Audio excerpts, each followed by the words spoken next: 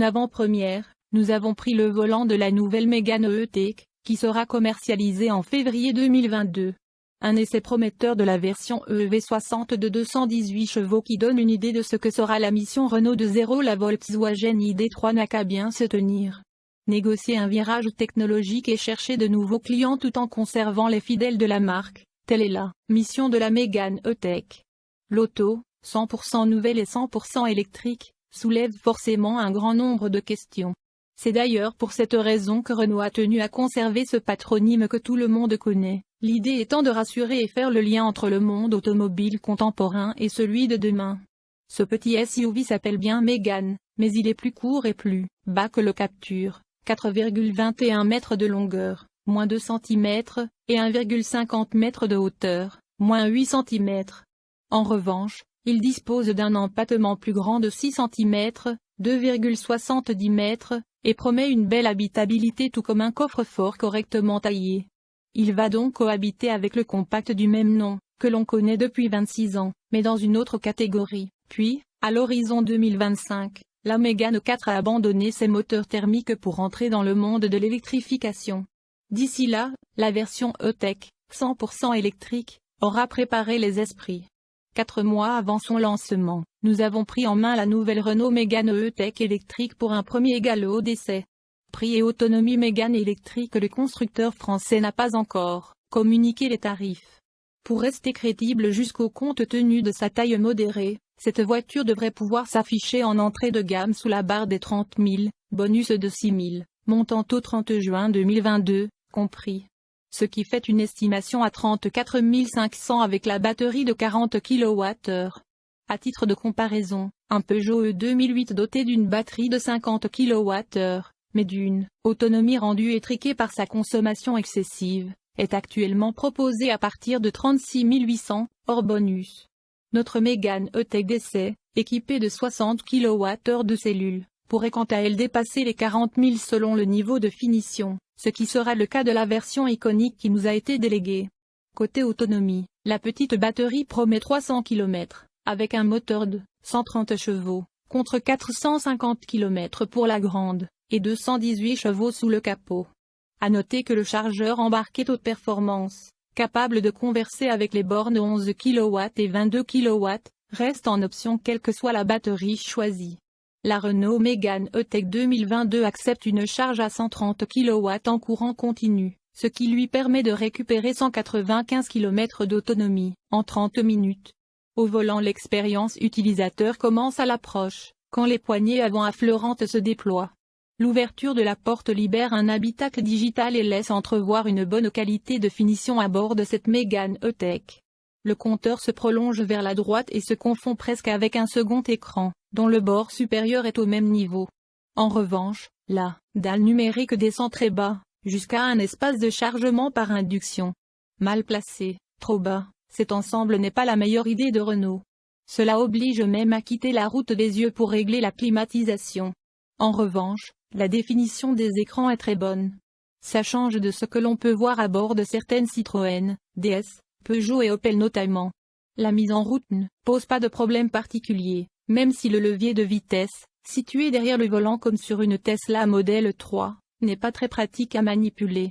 Avec les essuie-glaces et la commande de la radio, on se retrouve avec 3 manettes à droite du volant. C'est trop.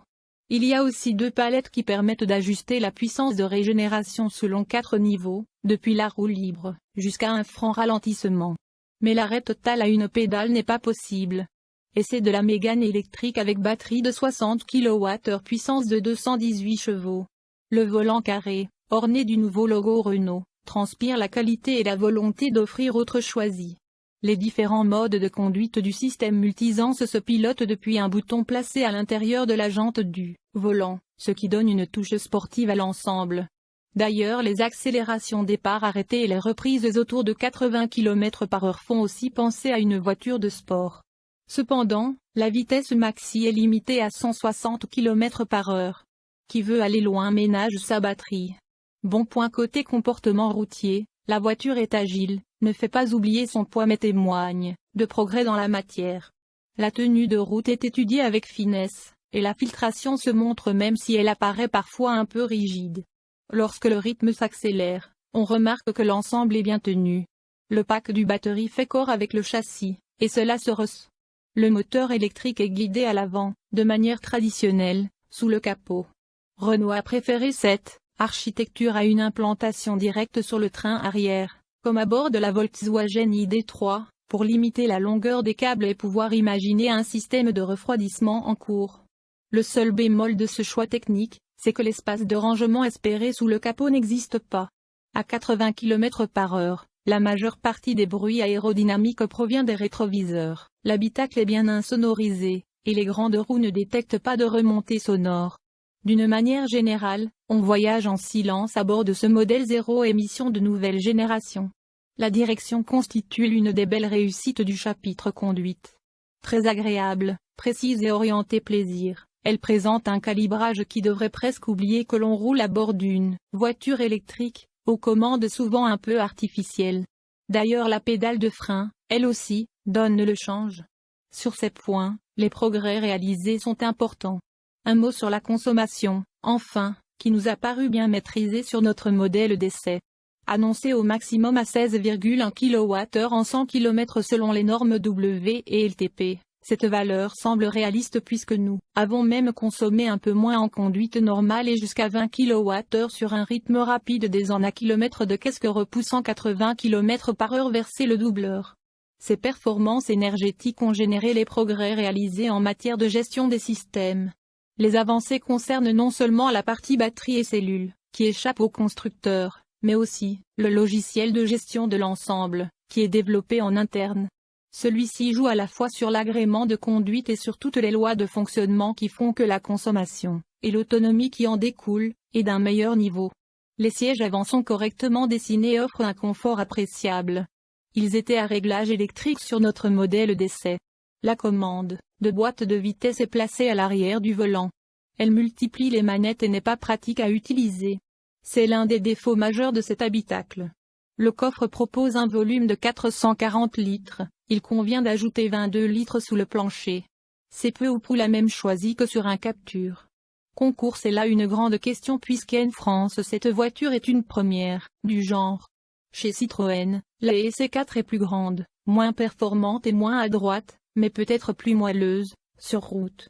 Chez Peugeot, la nouvelle 308 ne passera à l'électrique qu'en 2023, quand le E2008 est moins 10 ans en matière d'autonomie et de plaisir de conduite. De l'autre côté du Rhin, la Renault se trouve face à la Volkswagen ID.3, moins bien finie, plutôt agréable à conduire, également, mais qui n'offre pas le même confort ou la même précision routière. La Cupra à borne, un peu plus grande, peut aussi être une option dans sa version 231 chevaux, quand les Kia Niro et Hyundai Kona électriques sont soit plus grands, soit plus petits, mais attendent désormais la relève en dépit de performances énergétiques bon niveau.